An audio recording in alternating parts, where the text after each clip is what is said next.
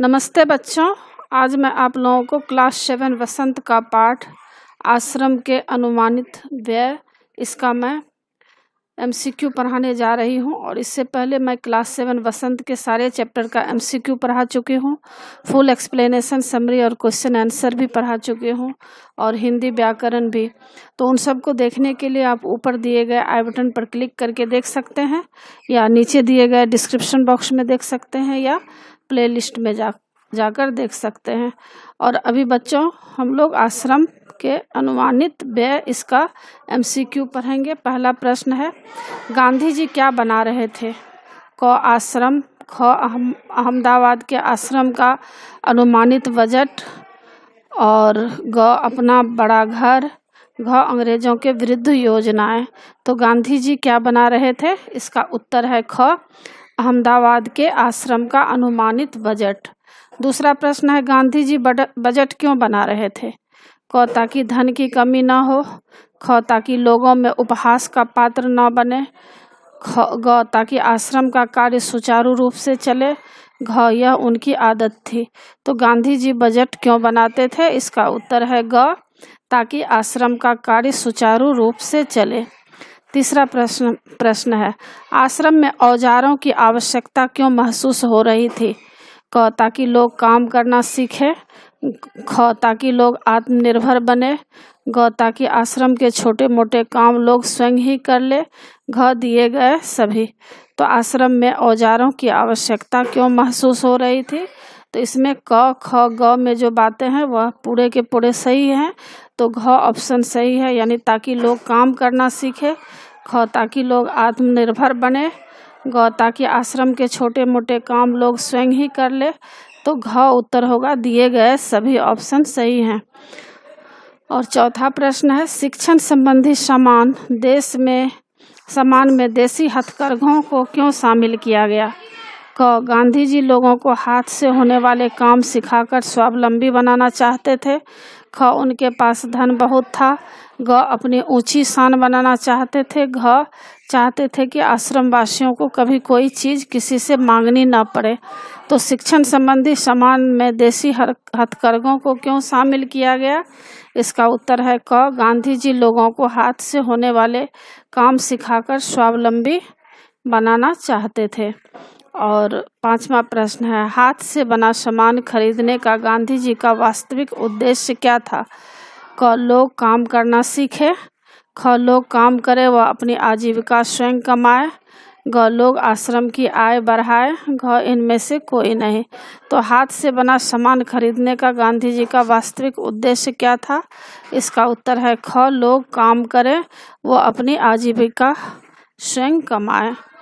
और बच्चों इसमें कुछ शॉर्ट प्रश्न भी है, जैसे कि पहला प्रश्न है, यह भी आपको एग्जाम में पूछा जाएगा। पहला प्रश्न है, हमारे यहाँ बहुत से काम लोग खुद नहीं करके किसी पेशेवर कारीगर से करवाते हैं, गांधी जी छेनी, हथौड़े, वसूला आदि खरीदना क्यों चाहते होंगे? उत्तर, यह सत्य है कि हमारे यहाँ अर्थात भारत में बहुत से काम लोग खुद न करके किसी पेशेवर कारीगर से करवाते हैं। हम लोग जानते हैं कि यहाँ पर देखिएगा कि अगर घर में कोई भी मरम्मत का काम होता है तो लोग खुद से नहीं करते हैं, लोग क्या करते हैं?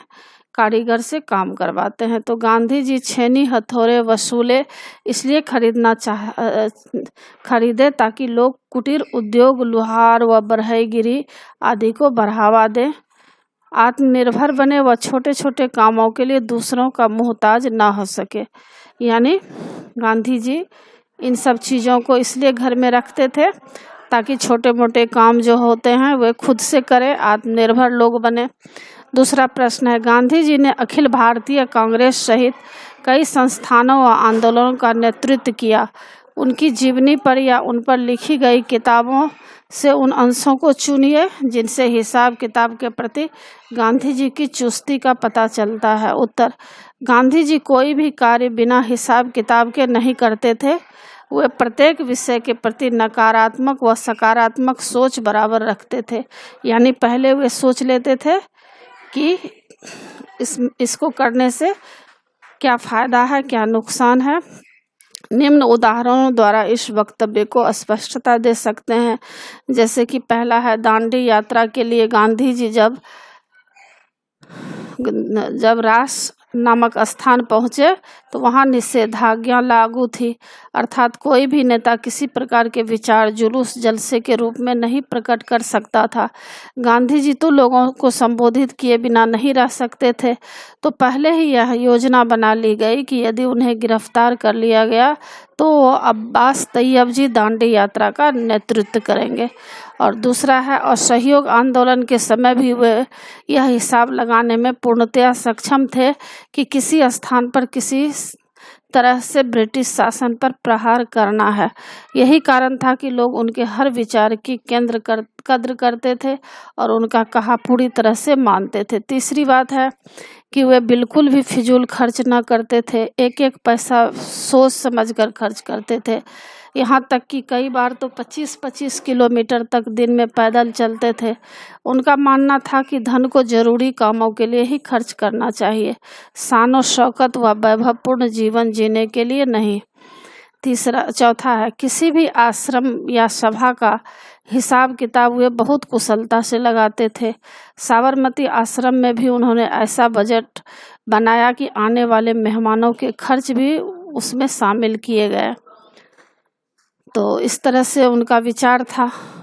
और यहाँ पर देखिए कि किस तरह से, मान लीजिए आपको कोई बाल आश्रम खोलना है, इस बजट से प्रेरणा लेते हुए उनका अनुमानित बजट बनाइए। इस बजट में दिए गए किन किन मदों पर आप कितना खर्च करना चाहेंगे, किन नई मदों को जोड़ना हटाना चाहिए। तो यहाँ पर बाल आश्रम के लिए बजट बन रहा है। तो देखिए किस तरह से बजट बना है। अनुमानित बच्चों की संख्या जो है 50 है, और किस तरह से प्रबंधक और कितना खर्च आएगा, दूसरा सह कर्मचारी है उसको कितना खर्च आएगा, तो ये सब बातें इसमें दिया गया है। चौथा प्रश्न है, आपको कई बार लगता होगा कि आप कई छोटे मोटे काम जैसे घर की पुताई, दूध दुहना, खाट बुनना आदि चाहे तो कर सकते हैं। ऐसे कामों की सूची बनाइए जिन्हें आप चाहकर भी नहीं सीख पाते। इसके क्या कारण होंगे? उन कामों की सूची भी बनाइए जिन्हें आप सीखकर ही छोड़ेंगे। उत्तर, हमारे जीवन में ऐसे बहुत से कार्य होते हैं जिन्हें हम चाहकर भी नहीं सीख पाते। जैसे घर की पुताई सफ़ेदी वाला करता है, दूध वाला दूध दुहता है, और खाट चारपाई बुनने वाला बुनता है। कुछ ऐसे ही निम्न कार्य जो मैं चाहकर भी नहीं सीख पाता, जैसे खेती बाड़ी करना। तो यहाँ पर बताया जा रहा है कि मुझे खेतों में घूमना, अनाज फल बोना व फसलें देखना बहुत अच्छा लगता है। मेरा भी मन चाहता है कि किसान की तरह कड़ी मेहनत करूं, लेकिन मेरी इच्छा पूरी नहीं हो पाई क्योंकि हम शहर के एक फ्लैट में रहते हैं। यहाँ खेती बाड़ी तो क्या, गमले में पौधा लगाने का भी खुली जगह नहीं है। तो इस तरह के बात इस पाठ में दिया गया है बच्चों। तो आशा है आप लोगों को सारा पाठ समझ में आ गया होगा और एग्ज़ाम के लिए अच्छी तरह तैयार कर लीजिएगा।